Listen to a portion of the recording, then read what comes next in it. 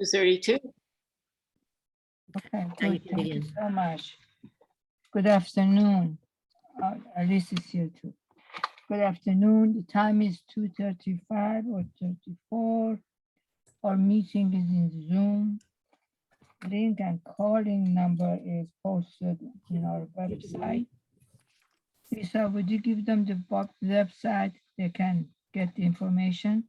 Is Lisa there? Lisa, www.777vote.org. We have a quorum. I see almost everybody here. And all public meetings are recorded on digital recording device. All right, start the meeting. Madam President, can I just clarify, did you need Lisa to, I already said that. It's Okay. www.777-vote.org. okay, great. You all have quorum. I don't have any remark except the public, if they wanted to speak in our meeting, please register in advance. Ms. Lisa, and the site is in our website. Madam President, Yes, sir. it's David. I don't know if the proper time is now, but I'd be interested in our having a conversation about how the public comment rules that you're changing are going to work. Okay, wait until the new business, please, okay? You think that needs to be under new business? Yes, you do that, and we have to do it fast. Okay, No one has to speak in advance. addition changes to the agenda. That's, David, we will do that one under new business, okay? Okay. Then I have one other question, which is that I'm aware of someone who was not able to sign up in advance who wanted to speak. What do I do? Rule is the rule. I'm not going to break that rule. They speak in advance and then they talk. We give them plenty chance. Okay, Okay. well, I'll just tell you that Senator Kagan is an attendee. She's the sponsor of legislation that passed the legislature that is going to affect us. I think it would be a good idea for us You mean- to hear what she has to say. Yeah, but okay, Senator Kagan, since she's a legislator, she can talk.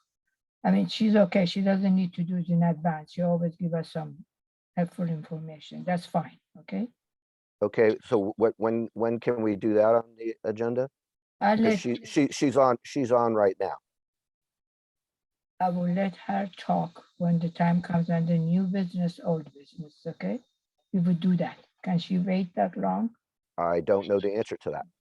Okay, she can tell me that. Addition to change that agenda that we said, if anybody has anything, they can do it under new business or old business. We always open to that portion of it. So, Campaign contribution. Madam President, Yes, sir. may I suggest we hear from Senator Kagan now, because I do want to raise a scheduling issue with regard to the legislation that affects when the canvass is going to begin. And I'm hopeful that perhaps maybe Senator Kagan has some thoughts on whether there's going to be any issue with the bill becoming law. Okay, Senator Kagan, are you there? I think she Now needs to be- or after disclosure of campaign contributions, did we, Yes. your public Oh, comments? she's here. She's muted. So somebody have, Jerry, let her talk. Hey, I think Hi. I'm in and I'm unmuted. Yes, I know that. I saw that one. Now Hello? you can talk. Can you hear us? Hello all, how nice to see you. Yeah. Thank you for your service and thank you for letting me speak. And I apologize for vacuum cleaners, but actually I never get my house cleaned and they just arrived. So I apologize for that. I had 3 bills that were, I think 3 of the only bills, election bills that passed this year. So I just thought I'd report back briefly. And then I'm happy to take questions. So Senate Bill 158 was an emergency bill. They were all emergency bills, actually, but that one was presented to the governor before presentment. And because he did not veto it and we did not have to override it, he allowed it to become law without his signature. It was one of the priorities of MACO, the Maryland Association of Counties. And the big deal about that was the 50-50 cost split, and codifying that which has been uncodified for 20 plus years. And so that's a really good thing for our counties in terms of budgeting planning. The second bill that I will mention, which was a somewhat small but important bill. It initiated in Montgomery County, actually, but it's a statewide bill. It's Senate Bill 101, which I passed with Delegate Ann Kaiser, and that was about recounts. There was no clarity as to when the local boards of elections pay, when the candidate has to pay, what fundraising and disclosure parameters there ought to be if someone wanted a recount. And the bottom line is, if it's more than a 5% gap, and luckily the House relinquished their position and deferred to us, because we thought there ought to be some limit after which a candidate who got 2% of the vote wouldn't be able to just have delaying tactics and ask for the staff time and therefore expense. So it's up to 5%, and beyond that, if someone lost by more than 5%, then the results are the results. But there are now parameters if you're using public financing or private financing, and so that is now all covered. I expect that that will become law. And then the last one that I want to flag for you, which was a big bill, which was Senate Bill 163. And I think Mr. Karpinski was referencing that. There was a big challenge for our local boards of elections in terms of the inability to start canvassing or processing ballots in any way before Election Day. And that meant, for especially large jurisdictions like Montgomery County, with a large and increasing number of ballots that were sent in by mail, that meant the risk of maybe not being able to get the results done by certification date, and just a huge pressure. So what it says is you're going to be able to start canvassing, start processing ballots 8 days before the start of early voting. So 8 business days? Sorry? 8 business days? It is 8 business It days. is 8 business days. Yeah, sorry, Alan, I didn't hear you. Sorry, And, Cheryl. no, you're good, thanks. And that enables just sort of staff can then pivot and focus on early voting and then get back to it. But the key part of that is there was no law on curing. And as you all know, curing is if someone, but for someone who's watching perhaps, curing is if someone neglects to sign their ballot envelope, the oath on their ballot, and that ballot would therefore not be able to be counted. So by starting to canvass earlier, people can be contacted, and that will be increasingly using technology, but whether it's a call, an email, a letter, a text, an online portal, SBE, the State Board of Elections, is going to be working on increasing options, and I'm sure Montgomery County is also. But we do want people to be able to cure their oath and have their ballot counted, and we think it should work the same way in all 24 jurisdictions. That will be from the moment their ballot arrives, if it's 8 days or within 8 days prior to early voting, until 10 days after Election Day. So that's when it's certified, and that's the overseas ballot deadline. And so people have lots and lots of time if they're traveling or sick or whatever. The other thing that allows them to do by notifying, they can say, you know what, I don't want to cure my ballot. I'm just going to vote provisionally, and they can go into early vote or on Election Day. So it gives the voters more opportunities to just make sure their voice is heard. It also requires and codifies former practice, which is having precinct level reporting. That stopped as there were voting centers. And so it's really clear the General Assembly wants precinct level reporting, as all 6 of the vote by mail states, Utah, Oregon, Washington, blah, blah, blah, they all do that. And so Maryland will do that too. I feel like there's one more piece of it, but I'm not thinking of it right now. But those are the big pieces of that bill, and that has been sent to the governor.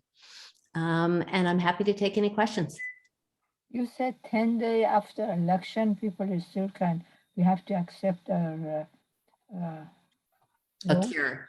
Yes, just in the same way that someone who's living abroad in the military or living. That's, yeah, the military, but if somebody living here 2 blocks from the voting place, Yes, they can do that?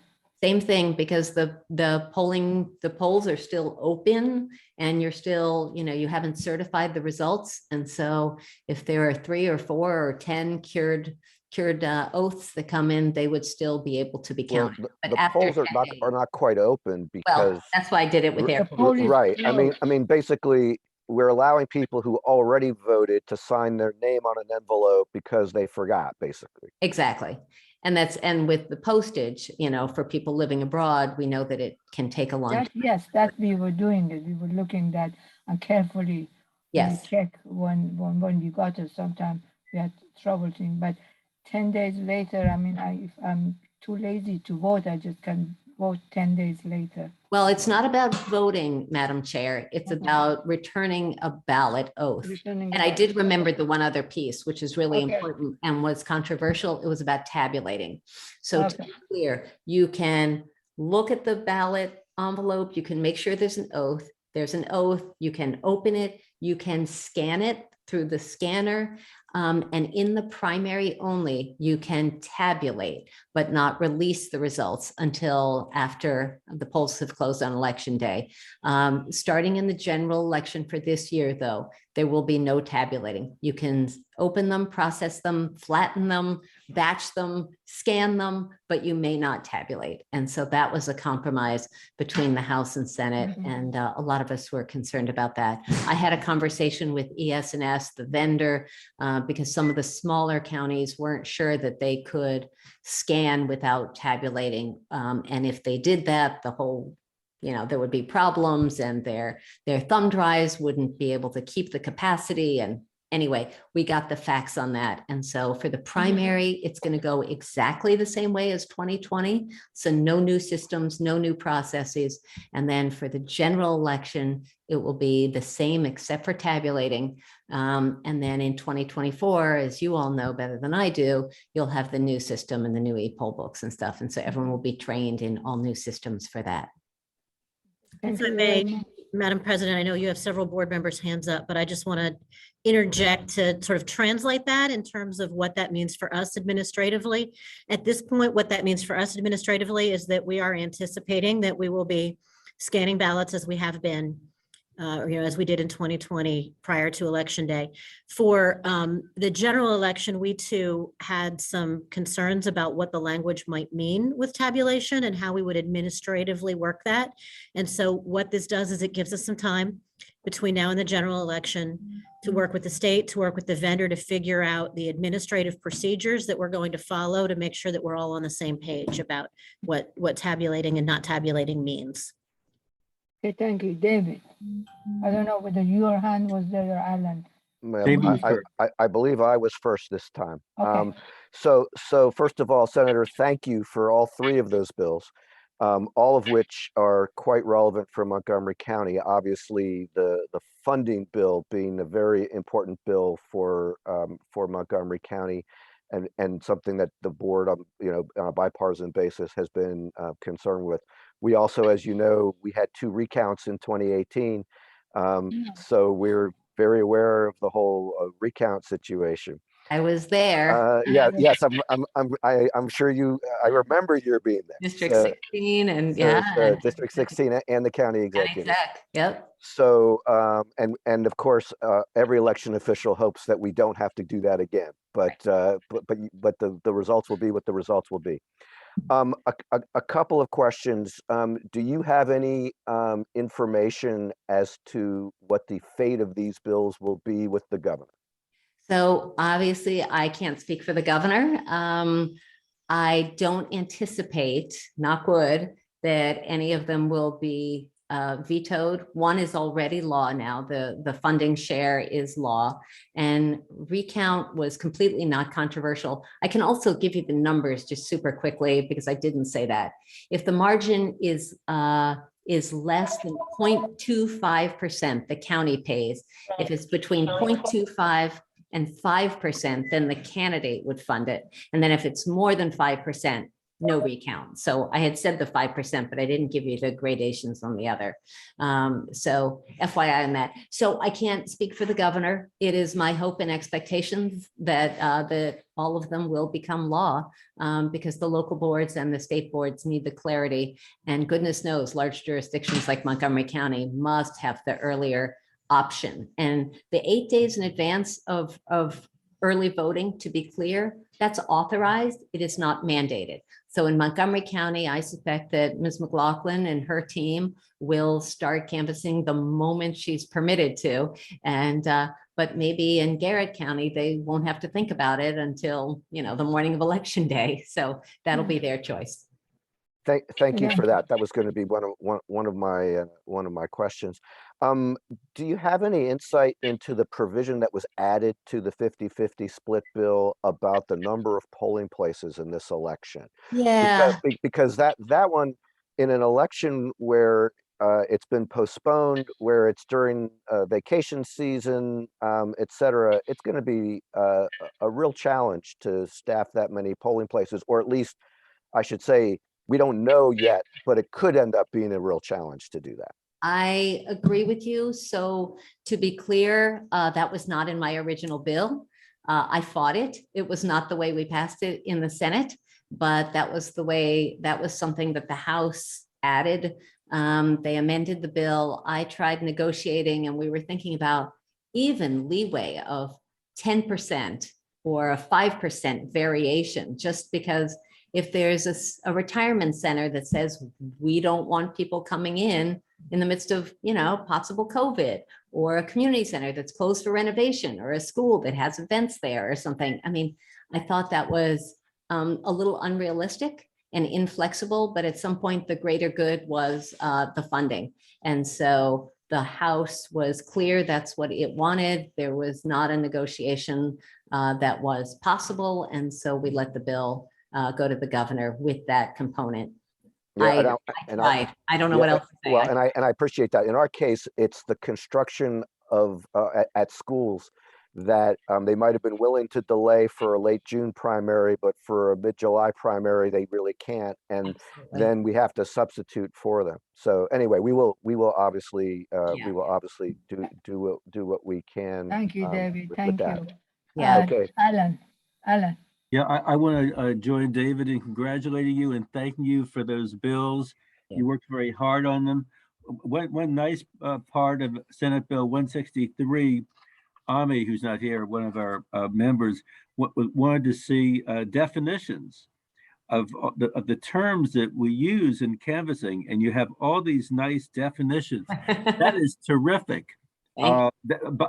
Bipartisan support on this board for those definitions makes it a lot easier.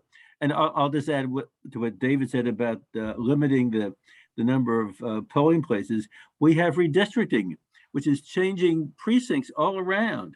We're having to combine precincts. You know, you might have one polling place for more than two or more precincts. So let me just say that I feel like I still have PTSD over precinct 430 when folks were combined and the signage was terrible. So I totally understand the need sometimes in cases of renovation or something, but to the degree that there can be better signage, where to park, where to enter, and if there are going to be two different check-in places for two different precincts, it would be nice for voters to get that information in advance and clearly. I see no other hands up. So Madam Chair, I don't know. I just want to give a shout out to Allison McLaughlin. She has been such an important partner, and Alan and David, I appreciate the kind words. We worked on these bills from last summer. So this is not something that just happens in 90 days. So it took like 9 or 10 months, and Allison was just a great sounding board and source of advice of how does this work? And, you know, is this what you need? And exactly, would this be helpful and all that? So I just want to publicly thank her and thank all of you for your availability and your guidance. Okay, thank you very much. Thank you. Thank you. Take care all. I'm gonna get out of the room, but I'm gonna keep listening if that's okay. Okay, thank you so much. Thank you. Bye-bye. Disclosure of contribution. Anybody give money? No? Okay. Public comment, Lisa. Did we Ms. have any- Cosme, no one asked to address the board in advance. Give me 1 second here to pull a list. And I am confirming no one asks to address the board in advance. Okay, thank you, Lisa. May I ask a question about that? When Lisa is confirming, is that confirming in the same location that people go online to sign up? Yes, Madam President, I'd like to just take a moment if I can to sort of walk through the process that we are asking people to follow in order to sign up in advance. Yeah, When what do you report? go- Go ahead. When you go to the board's website at 777vote.org, and I do not have the page in front of me, but when you follow the links to get to our meeting page, then there is a link that you follow where it says that if you would like to address the board during the public comment period, please follow the procedures for public participation found here. There is a link that you click on that then takes you to a public participation sign-up form.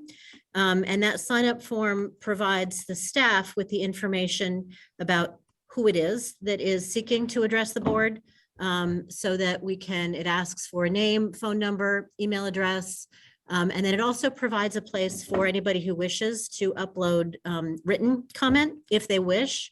They can choose to address the board, to seek to address the board verbally or to seek to provide written comment or both.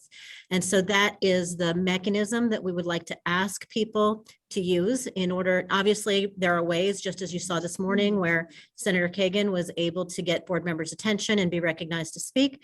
But in order to make the process orderly, what we would like to see happen is for members of the public to sign up using that online form. And we can check it in advance. We can also check in live time to see if anyone has signed up there, and we can provide that information to the board president in order to make the process orderly. Thank you, Alison. I have a number of questions about that, but if you want me, Madam President, to wait until new business, I can do that, or I can ask them now. Wait until new business. Let's go through all our agenda, something which is, we will talk later. We'll Acting talk about it under Director, new business. Alison. Election Director. report. Sure, yes. I distributed the written version of my report over the weekend and put it up on the website. But in brief, what my report covers is that the changes, the staff recommendations for changes to precinct boundaries and polling places are being updated on a rolling basis on the redistricting page on our website. And the recommendations presented to the board at each meeting are posted on the meeting date, or archived on the meeting date for that board meeting when they were presented. We will be going through and, finalizing all of that information, of course, as we go forward. But as you all know, the legislative redistricting plan was upheld by the Maryland Court of Appeals. And the primary election is remaining scheduled for July 19th, which is allowing the board to go ahead and finalize things that were really very much up in the air about which of our voting locations we were going to be using. But one of the things that the State Board of Elections has done administratively is to give us a little bit more time in order to finalize that. And so one of the things that that's allowing us to do is to finalize those recommendations to you, and to allow you not to be in a position to need to take final votes on that today. And so we will be meeting on Friday, is it? Yeah. On Friday, we will be meeting in order to review those redistricting recommendations in advance of the board then hopefully being in a position the following Monday in order to finalize those. My report also provides information on some information that I shared with the board in the interim that was requested at the previous board meeting about municipal election dates and about nursing homes that choose to participate in our nursing home and assisted living program, where we have bipartisan teams of election judges go out to qualified nursing homes in order to assist voters. And so that information is on my written report, the list of the facilities, which is on the website. As is the list of the dates associated with the election, which is really just sort of selected dates from the state board election calendar. But you can see some of the changes as that shifts. Now, there are 2 early voting locations that we are flagging to you as the board members, and we are not asking for a vote today, but we are flagging to you that we have some challenges with having early voting at 2 of our locations. And the first one of those locations is the Activity Center at Borough Park. We had it reserved for a June election. We did not have it reserved for a July election. And there's other programming in the facility. And so what the staff is currently in the process of doing is trying to negotiate both with the city of Gaithersburg and with Montgomery County Public Schools to determine what space we can get at both of those facilities so that you as a board can then make a decision as to whether and how we go ahead and use the Activity Center at Borough Park, or potentially go ahead across the parking lot to Gaithersburg High School. Now we can speak about that a little bit more a little later in the meeting. I'm flagging it to you, and Chris Ezet is here, who can speak to the status of our discussions about those facilities. As I said, we are not asking for a vote today on that, but I do want you to know that that is a concern. The second one is the Silver Spring Civic Building. We do not have the Great Hall at the Silver Spring Civic Building booked, again, for a July election. We had it booked for a June election. And so the facilities personnel did go ahead and block out all of the remaining unbooked dates as soon as they found out that we were looking at a July election. But we have some challenges, we have some conflicts in that building. And so at this time, the only space at the Silver Spring Civic Building that we have reserved through the entirety of the early voting period is upstairs. And there are, some challenges associated with that upstairs area, which Board Secretary David Naiman and Board Member Elise Barnes actually went out and took a look at that facility, took a look at some alternatives with me on Friday. And so I'm sure we can speak to that as well. I will skip through the rest of my report in brief, and then we can come back to any discussion items that you have on that. How about budget? Aren't you gonna Yes. go through the budget? Yep. fast? The budget is year-to-date expenditures for fiscal 22 are a little over $4 million. We are still working through, as the election date has firmed up and as our deliverables through the end of the fiscal year are firming up, the amount that we're going to need in a supplemental or in a year-end transfer for our budget has shrunk. And so we're continuing to work on determining what that's going to be and the best mechanism for us to make sure that we've got all the funds to pay the bills through the end of the fiscal year. For the fiscal 23 budget, we are certainly going to be spending more than the county executive anticipated when his budget was first put out there. And we have the county council is beginning its process for looking at the fiscal 23 budget. Now, the Government Operations Committee is going to be meeting on Monday, May 2nd at 1:30. I have that date and time. At this point, I have only the date and time. I will certainly be in touch with the board members, and I'm sure with the budget committee is going to want to meet as we get into talking about alternatives, where we're going to need additional money or to request additional money for the election to be conducted in fiscal 23. The report also covers voter registration statistics. 669,878 active registered voters and 75,568 inactive, for a total voter count of almost 750,000 voters in Montgomery County at this time. The vote by mail applications as you all will recall from previous meetings, applications were only mailed to the Republican and Democratic voters because the mailing was being done statewide, and unaffiliated voters statewide do not all get a ballot in a primary election. And so the state's decision was to wait on mailing those ballot request forms out to unaffiliated voters until after the candidate filing deadline. So they will be going out soon, as of course are the applications to voters who register after they already were mailed out to those affiliated with the Republican and Democratic parties.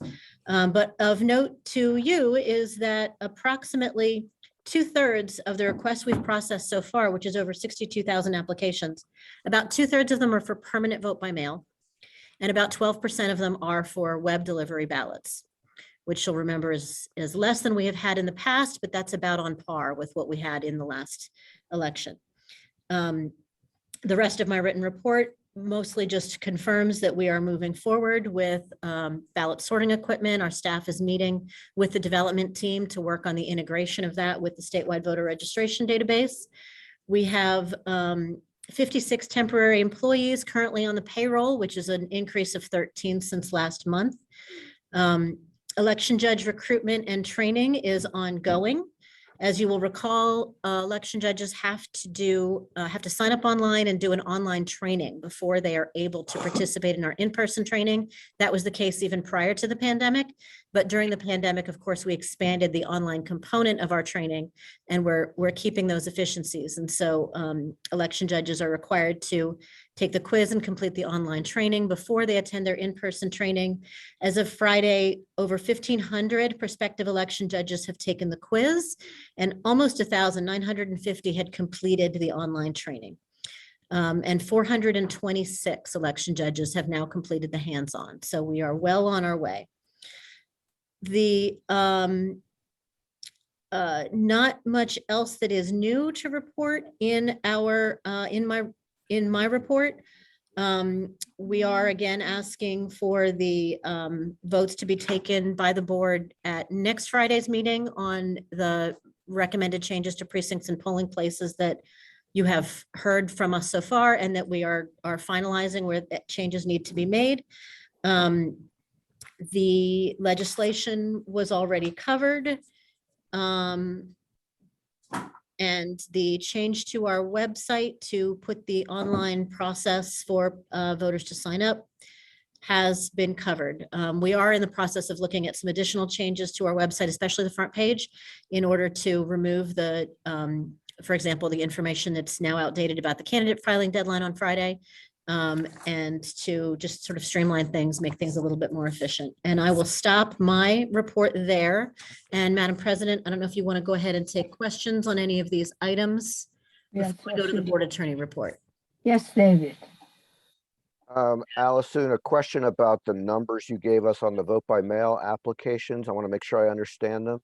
So we have about 62,000 vote by mail requests so far, and you said about 2/3 of them, so I guess roughly 40,000 are for permanent vote by mail. That's correct. And prior to 2020, how many vote by mail? I mean, 40,000 sounds like it's more than we ever did prior to 2020, but I don't remember the numbers that well. If memory serves, I think in the 2012 and the 2016 presidential general elections, I think we probably had about that number of applications, and probably about 50,000 would be our peak number of ballots that we actually handled by mail. Right. And Before we're 3 2020. months away from the election, so certainly many more to come. And then when you said the 12% web delivery, do you have any idea as to how that breaks out between the permanents and the one-time only requests for vote by mail? I do not. No, I didn't pull that, but we can check on that. I'd be curious to get it. It's not an urgent thing, but I'd be curious to get that information. And I do have questions about if the Gaithersburg and Silver Spring issues are later on the agenda, then we can talk about it then. But I do have questions about well, and comments about both of those. Okay, thank you. Yes, Okay, then I'll wait for that. yeah. Elise, your hand is up. Yes. In terms of the election judge training and recruitment, I was just wondering how that compares with previous years at this point, particularly with the 2018 primary. Are we kind of on par with the recruitment or ahead of, or how's it looking based on, past years? It's a little tricky to say because one of the things that we have done is that we've shifted our calendar. We used to start our training earlier, but quite frankly, it was often a scramble because curriculum was still being finalized. And so one of the things that we have done is that we have started that training a little later in the process than we used to. I don't know. It's way down. Everything's way down. Okay. The number recruited, the number being trained, the number signing up, it's way down. So if you just heard that, then Janet is asking that we advise you that we are down then. All of the numbers are down. Yes, they're all down. Do we know how they compare percentage-wise? No, I didn't do that, but I can look at it. I think Thank that'd you, be, John. I think that'd be useful for us to have as to how far down those Yes. numbers are.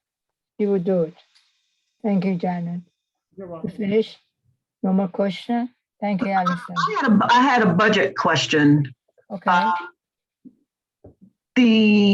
Since the election is now pushed into past the end of the fiscal year, which is June 30th, right? Does the money budgeted also for what would have been in June roll over to cover what's now going to be in July?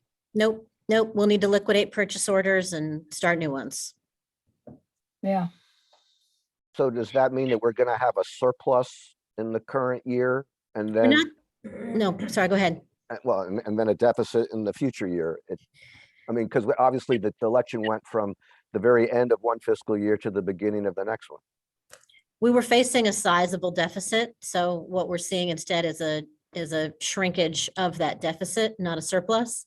But yes, we certainly are in the hole now entering fiscal 23. Well, we're 3/4 of the way through the fiscal year and we've spent half the money. So at least according to, the 8 million versus 4 million. So you're saying that we're gonna spend $4 million between now and June 30th without having an election?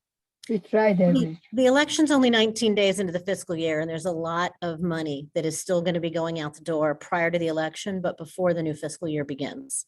So there's some precision, challenge involved in, exactly when we're going to cut which checks, but that's what we're working through now in order to be able to be firm on that with the Office of Management and Budget and with the council. That's the difficulty with the election being right on the cusp of the fiscal year. Yes, Alan. When do you pay the judge trainees and judges? Will that occur in this fiscal year or what? No, that'll be in fiscal 23. It's after the election. Yes. Thank you. Thank you, Alison. Any other question? We'll just, and I guess there's a sort of a mixed message coming there between me and Janet about of course, with the election date pushed off. Now we're further in advance of the election than we were. But I don't know. What we'll do, we'll go ahead and get some numbers together for you compared to past years so that you can get a better handle on where we are with election judges. Thank you. Yes, good idea. Thank you very much. Board Attorney, Mr. Karpinski. Thank you, Naheed. But we were close to finalizing MOUs for early voting and for drop boxes and things of that nature. We're going to have to adjust some of those things and then look at what we're going to do in terms of certain early voting locations, if there needs to be some sort of change to any of those locations. So that's one issue we're looking at. I'm also working with the staff, and we hope to provide you with a more detailed report regarding what MCPS schools we are going to lose as a result of construction HVAC systems as a result of the election being moved to July. Some of them, a lot of them will be salvageable. There's some that will not, and some have the potential to be a real problem.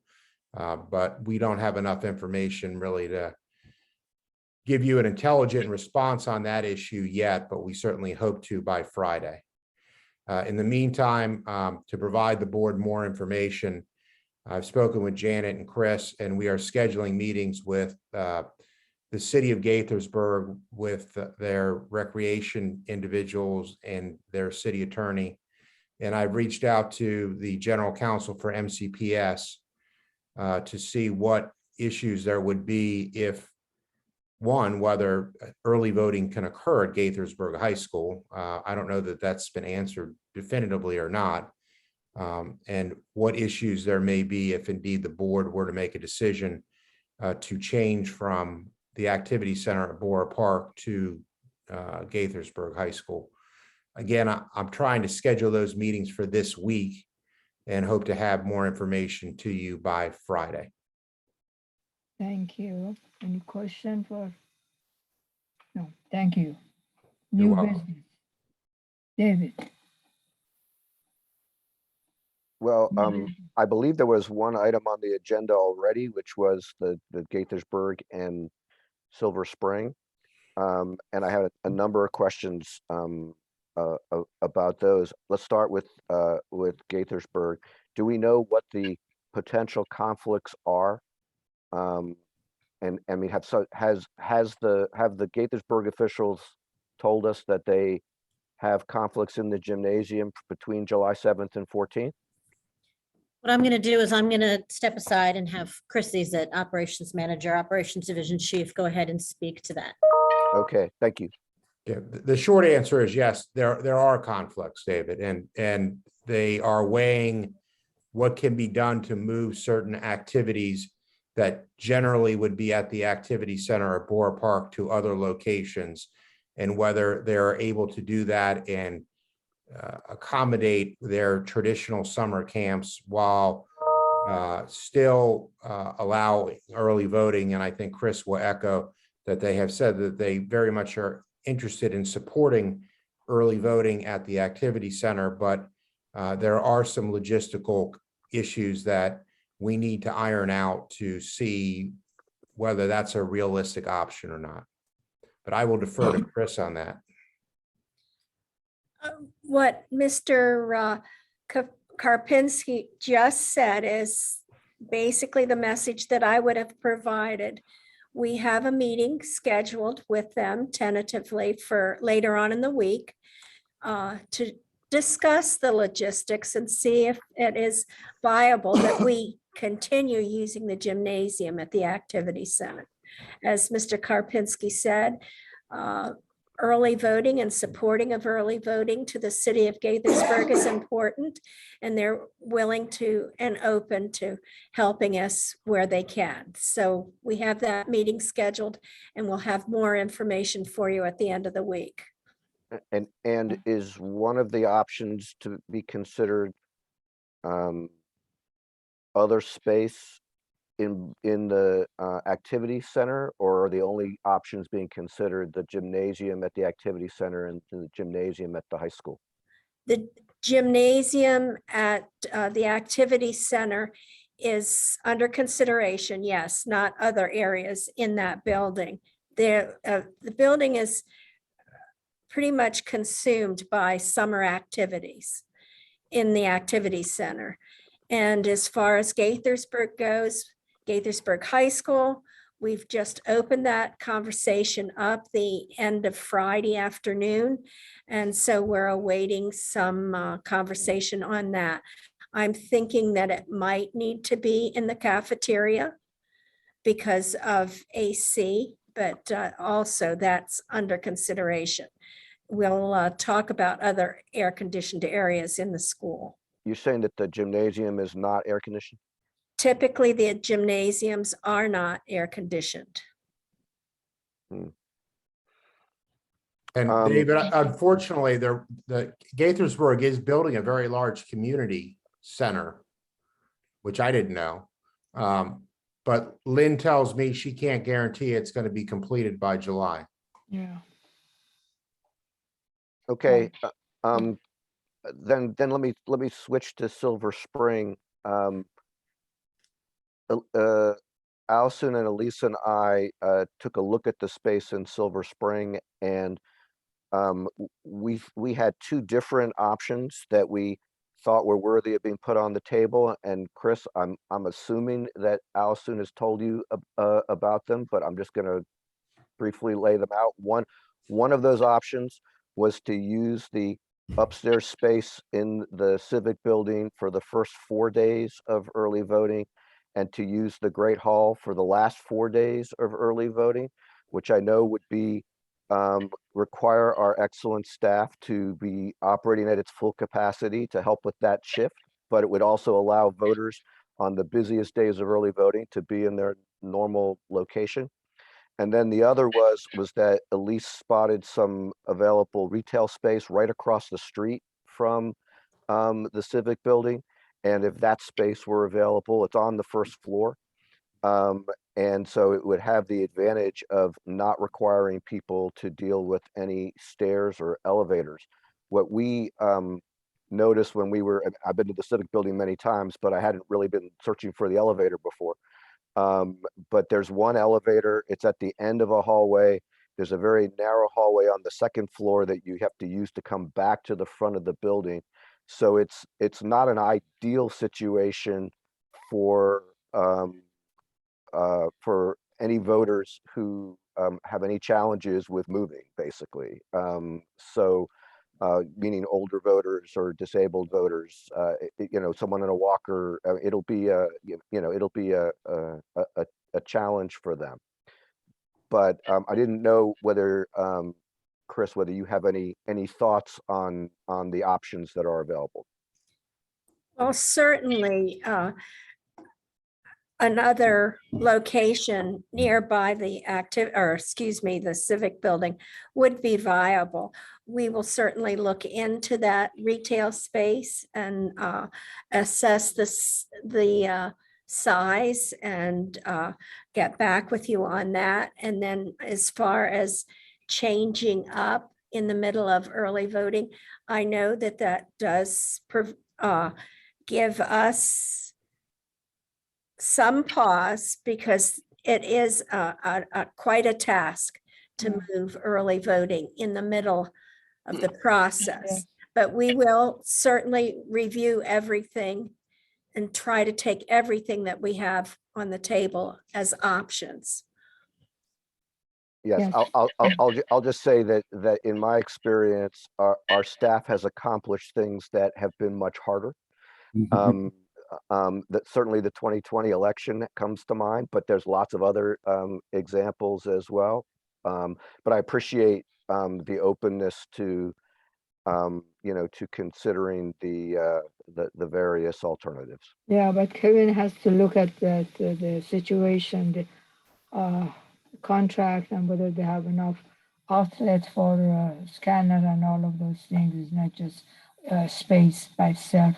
So we have to look all those opportunity, at least. Do we have any information on who the landlord is for that space? We do. Allison has it, and we can send it to you as well. Yeah, please do. I'll reach out to him tomorrow. Yeah. We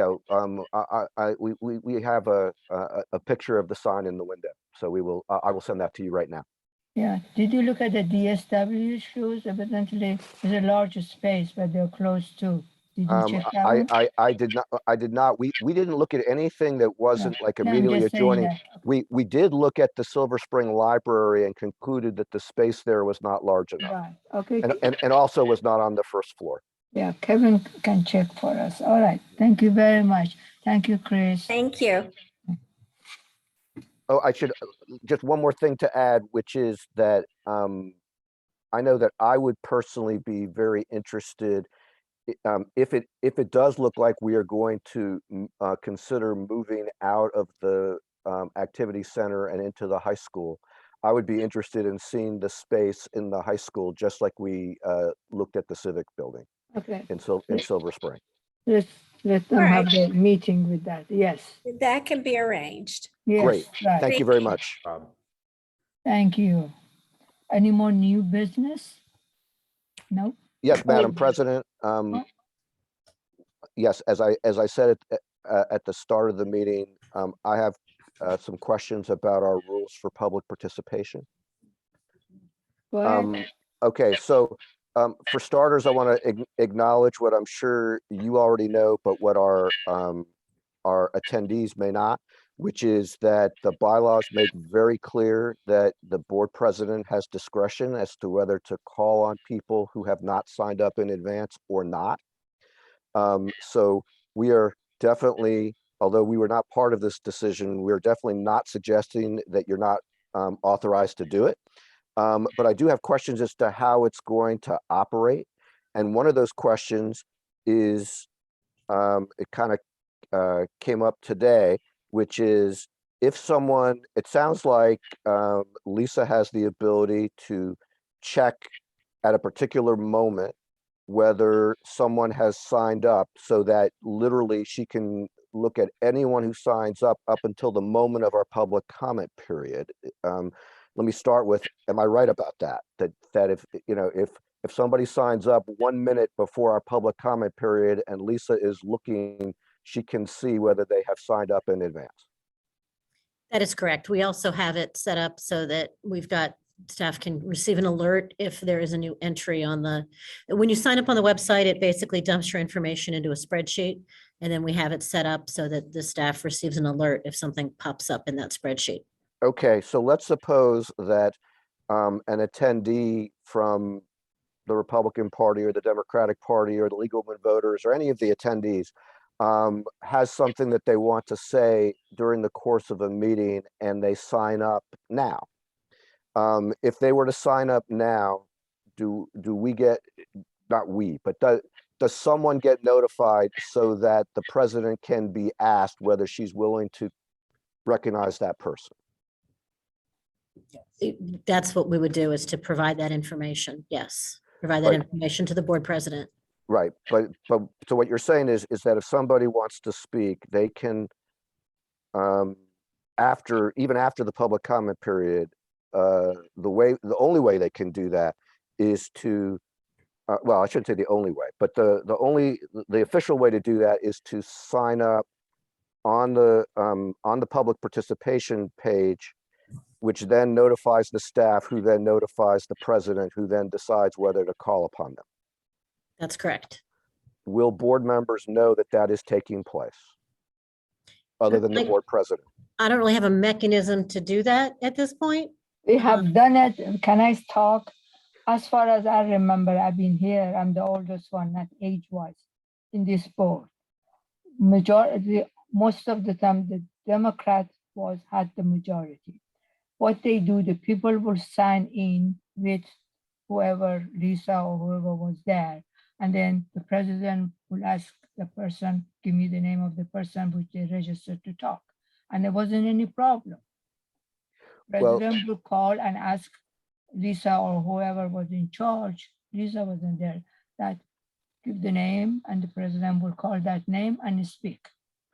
The only Madam way President. when Jim was the president, which I didn't like it, you call from the floor and become unmanageable. Well, when So I'm Jim going was, back to the things in orderly basis. People Okay, register to vote, o- it's not difficult, and then we will go by that.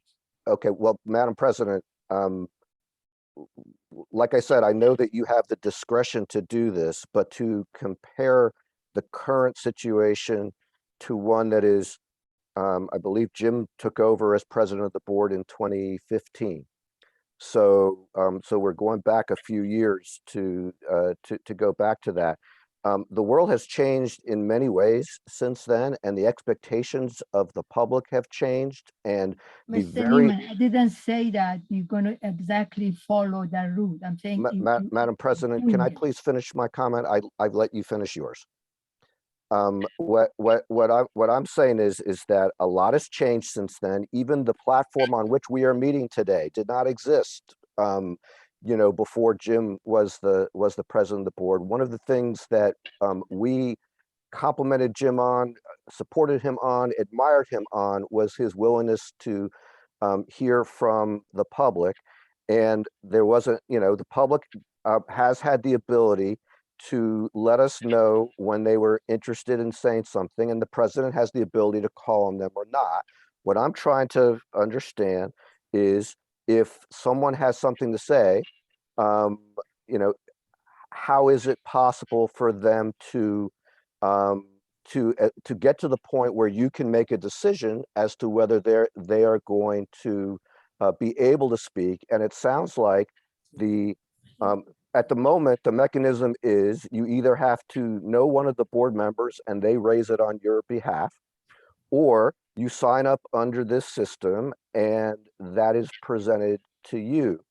And then you make a decision. But if other board members are interested in hearing from that person, we might not know that that's taking place.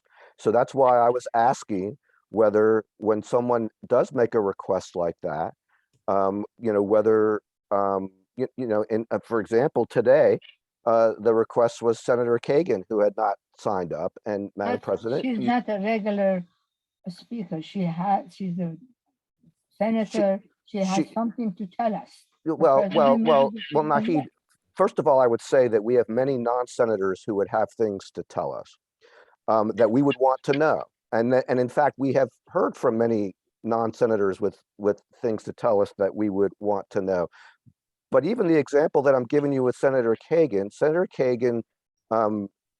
it was fortunate for her that I knew that she was on and wanted to speak, because she had no mechanism to tell you that she wanted to speak.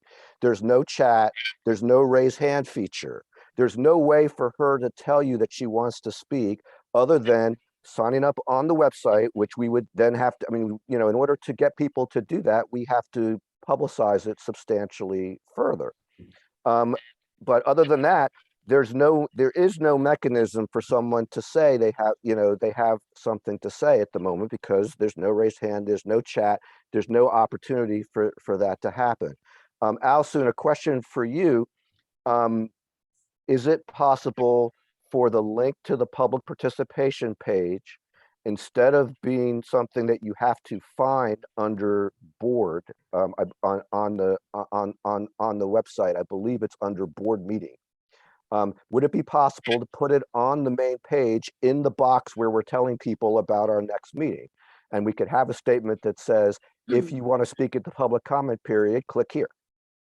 Yes, we can do that. Mr. Naaman, We, can I make we a have a comment? lot of information on our website right now, and we can make some of that cleaner. Lisa Marino has something that she wants to say. I just want to share that the individuals who are sitting in the other room, the attendees have an ability to raise their hand, so they can be seen and acknowledged. So So, there's an ability for them to raise their hand, just as you guys do in the panel, to raise your Okay. hand and be acknowledged. okay, Who would see them? yeah, Just did it. Yes, Senator Kagan just did it. okay. And I just so, want to clarify that process. yeah, so please clarify, if we wanted to see that Senator Kagan has raised her hand, we have to look at the participants list? Is that how we would know? So if you open the participants list, there's a hand raised right there I see. outside. And then it goes on the got it. attendees. Okay, so, but we'd have to have the participants list open in order to do that. Yes. Yes. Okay. And if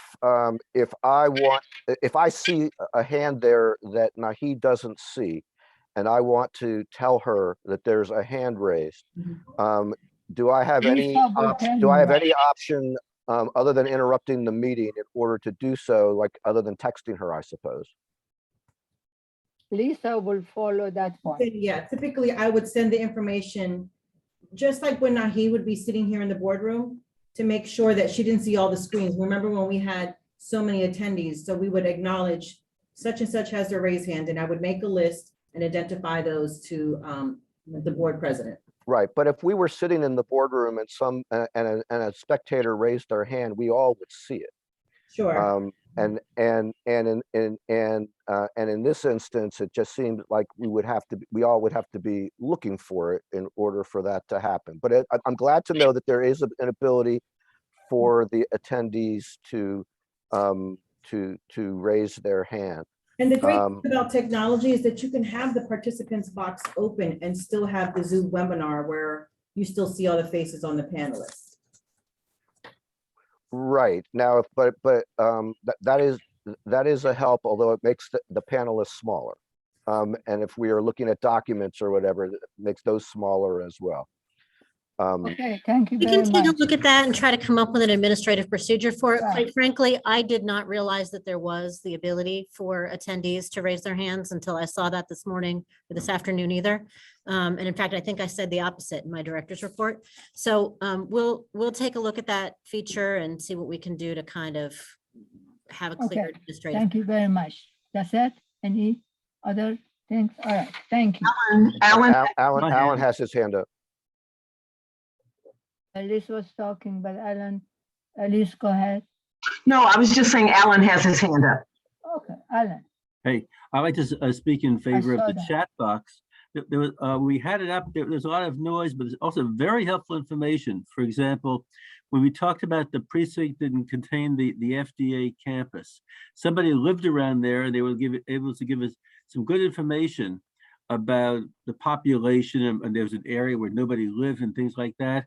And I was able to use it the other way around. I was able to tell people, here are the procedures we follow, here's the law on this right here.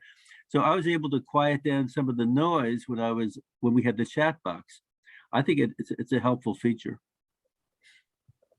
Anybody else like to talk? Yes. Yes, I would agree with Alan about the chat feature. Again, there were people saying who's speaking. Sometimes people don't, people are off camera and they're talking, particularly those who are at the Board of Elections, and they would say who's speaking, and you could just type into the chat, that's Christine Ruzit, or that's, Lisa Marino. And then also it was a way to just share information back and forth without prolonging or being disruptive to the meeting. So if there's any way to restore the chat, I think that should be something we should consider, because it's really a nice way to have two-way conversations without prolonging or disrupting the meeting. Thank you. Diane? Nothing? Okay. I did not have my hand raised. Yeah, okay. I'm just asking everybody to talk. Madam President, Oh. I'm sorry, go ahead. Well, I'm sorry then. Were you asking for comment on the chat room? Whatever you want to say. Oh, I actually have no comments right now. I did Okay. find, on the chat room, I did find that it was, I think, very counterproductive at one point. And so I'm open to, I don't have a solid opinion on it, but it seemed like I don't want the staff to be, I don't want the resource of our staff to be pulled away because the chat was, it seemed awfully labor intensive in order to field all of the questions and be responsive to it. So I don't know what the expectations would be as far as our responding. So I would hold that one open right now. All right, thank you. Madam Old President, business. Yes, sir. I do have one comment on something that was said about the chat, and I also would be interested to hear your comment about the chat, because you haven't commented yet. But if our attendees don't know who is speaking because they are speaking off camera or speaking on camera with somebody else's name in front of them, like if someone is sitting at Allison's camera, but it's not Allison, I'm just wondering whether we can ask our staff to identify themselves when they speak, so that our attendees know who is speaking, and preferably to appear on camera if they are speaking, because it'd be as close as possible to what our public meeting would look like. We can certainly do that. That's actually supposedly our process now, but we can try to make an effort to make sure that we do identify ourselves when we're speaking. And quite honestly, we're still sort of figuring out how to make the technology work for the hybrid meetings. I think there's pros and cons and challenges with we have one audio pickup on one computer that's in the room. And so if Lisa is speaking from across the room, it's my computer that lights up yellow and you can't tell that it's Lisa who is the one who is speaking. And so, as this sort of hybrid world continues, I think we'll continue to tweak how we do this, but I recognize and hear the desire to try to just make it clearer who is speaking and to get people on camera. Right. when And they're- sometimes we can tell because we know the voices of the different people, but our attendees don't. Right. And in order for them to be able to follow what's going on, I mean, I kind of liked the ability on the chat any of us can, when someone says who's speaking, any of us can answer and say who's speaking. That's not so hard. But if we're not going to be able to do that, we should have some alternative that allows people to know who's speaking. Can I talk? That's the reason I said if people register in advance, we know who the person is. We know the name is. Then we can acknowledge it by name. That's the reason. That's the last question. I wasn't talking about who was talking to us. I was talking about our attendees knowing who was speaking in the meeting. And when our staff is off camera speaking, or even when they're on camera speaking, I can't tell you the number of times. It's a good thing that there's a copy and paste feature because I had to tell people who Boris was multiple times, and I can't spell his last name without copying and pasting it. But fortunately, I was able to do that and paste it right into the chat, and then we answer that question. But I wasn't talking about our ability to know who was speaking to us. I think we should have that too. But I was talking about our attendees' ability to As know far who's as speaking. I remember, I always call, when Lisa gave me the name, I always call the gentleman or the lady or whatever to speak out and mention the name, if you recall. If you don't Oh. recall, then it's a different issue. Old business. May I just make a comment, Madam President? Yes, yes. So I think it's important for the board to consider this issue in terms of the chat. But if there should be a little bit of a disclaimer because quite frankly, some of the comments that were in the chat were highly inappropriate. And they were personal assaults on certain board members. And that's not appropriate. Some of the information I agree was very useful. But if it's going to be utilized as an opportunity to have people express their political views and or make criticism of people that are on the board, that is totally inappropriate. So there has to be a middle ground that somehow is reached on that issue. Makes sense. Totally Thank you, agree that Kevin. the chat shouldn't be used for personal attacks. The chat should. That's the problem. When you open the door, everybody wants in, so you don't have a control. Well, You yes, don't- but also, I mean, we can't control what each other says either because it's a democratic society and we all get to say our piece. All right, So- then, thank you very much, Mr. Neiman. We will discuss it. We would think about how we're going to handle this one. Alison going to work on it with Lisa and everybody, right, Alison? Yes, Yep. thank you. Old business redistricting. You have any news? Well, my news is really that we're going to revisit this issue on Friday in advance Yes, of our 1:30. Monday meeting. I will, looking to kind of see the facial expressions of the staff to see if anybody kind of wants to. I'm not seeing that we really have any new news to volunteer at this point. The staff needs some time. They took the holiday weekend off and the staff needs some time to be able to pull together the information for you for our Friday meeting. We understand. Thank you very much. I have a question about that. Allison, I believe you said in your report that the materials are going to be put on the website when they're available. Is that correct? Yes. So where should I be looking for that? It's housed really in it's housed primarily on the page that is titled redistricting. But we can make sure that the front page is clear. Yeah, the way I'm it's having trouble. Oh, I see. It's under board meeting, under redistricting, and then it says maps before and after redistricting. I guess I just want to make sure that whatever is up there is findable, and obviously the longer we have to look at it before Friday, the easier it'll be on Friday. But it would probably be helpful to at least know when things are updated so that I don't have to check every hour to see what's on the website. So I was just looking to see it myself. We'll make sure to, All the maps were there. Janet there? We haven't put them in. we'll make sure to get the maps up there and linked from the front page for your review and for the public's input and review. Yeah, and just let us know when it's there. Thank you. Yes. we'll- Thank you, Janet. Thank you. Alan? I don't know if it's appropriate now or some other time. This precinct wasn't really affected by redistricting. It's precinct 408, and you recall the delegate Carr was suggesting that you combine 404 and 408 and then establish a new precinct to the northern part of what has been 408.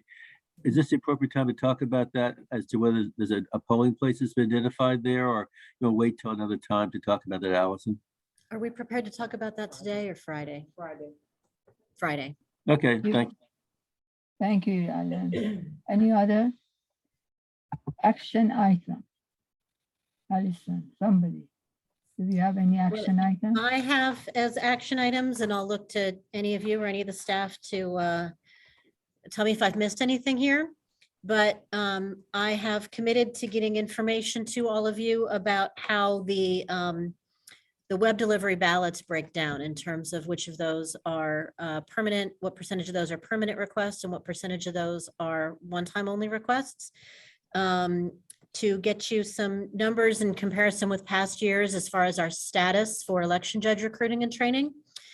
To make some changes to the front page of our website, both in terms of the clearly linking the information that you'll be reviewing on Friday about redistricting and the sign up for public comment at the board meetings. And I'm going to work with the staff here to develop kind of an administrative process for how to handle it when an attendee uses the raised hands feature, and get back to all of you on that as well. Have I missed anything else? So there's a follow-up information for the board members suggested space for retail space in downtown Silver Spring. You're gonna make a call, or Kevin's making a call, or? Yes, I will call Kevin after this meeting and we'll confer on sort of next steps for pursuing the retail space. Okay, so I really have two action items. One will be the retail space in Silver Spring. We will also provide the board members a status report regarding our conference with the city of Gaithersburg, which has now been confirmed to our meeting is going to take place on Wednesday, excuse me. So we will get you a memo Wednesday afternoon. If you have any follow-up questions, you can get those to us by Thursday, and hopefully we'll have answers for you for Friday's meeting for further discussion. Also, the schools that'll be affected by changes in renovation. Correct. Yeah, thanks. I believe also that Christine was going to confer with David about a tour of the Gaithersburg High School. Yes, Mhm. that's right. And Kevin, I just texted you the picture of the sign from the window across from the Silver Spring Civic Building. Okay, thank you. I hope they're very civic minded. In other words, they believe in low rent. Yes, I hope so too. I am told that the space has been empty for a bit. So maybe and we can, we can probably Silver Spring is frequently the location of the media hit on the first day of early voting. We could be standing right in front of their retail space for rent sign. There you go. Be part of our pitch. Yes. Okay. That's it. Okay. Approval of minutes. February 28, 2022. I move we accept the minutes as amended. Who will second it? Nobody want to second it? I'll second it. Those in favor say aye. Aye. Opposed? March 7, 2022. I move we accept March 7, 2022 as amended. Waiting for second. I will second it, although Alan really deserves to second it since he did all the work. I'll second. Who's gonna second it? Alan? Yeah. Okay. March 14, 2022. We haven't voted on March Voted. 7th yet. Good vote. Oh, sorry. Okay. Those in favor say aye. Aye. Opposed? Thank you. March 14th. I move we accept March 14th minutes, 2022 as amended. Seconded. Those in favor say aye. I Opposed? March 21st. I move we accept the minutes as amended for March 1st, 2022. March 21st, I believe. Oh, March I'm 20 sorry, March 21st. I'll second it. Those in favor say aye. Aye. Opposed? Thank you. Our future meeting is May 16, 2022, but we have the special meeting on Friday, the 22nd and 1:30. Then the other one, which we have to sign the thing, is Monday, the 25th. The time is 4:30, okay? Thank you very much.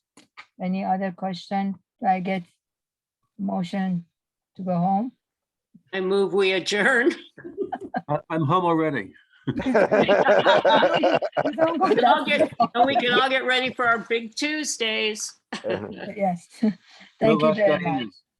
Okay then. Thank you very much. Thank you. All right. Thank Goodbye, you. everyone. Take Take care. care.